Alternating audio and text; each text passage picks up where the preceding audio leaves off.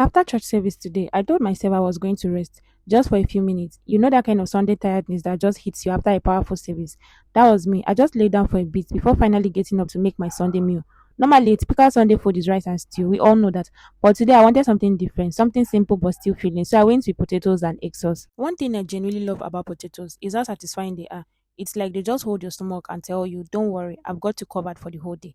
So I started by peeling my potatoes and cutting them into bigger chunks because potatoes boil very fast anyways. So I moved on to my fresh tomatoes, washed them properly and sliced them neatly to the way I liked it. And I did some onions on top of it because you know onions must always show face now.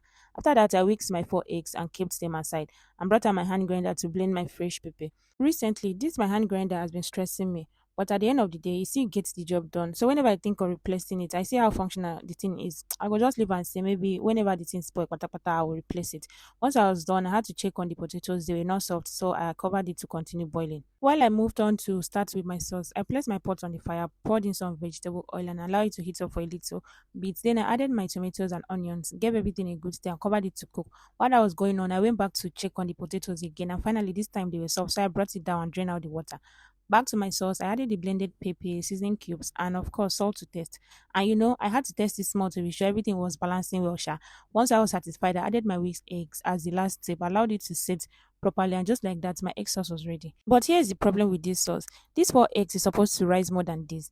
Because me looking at it, it is the thing didn't even rise the way I wanted it to.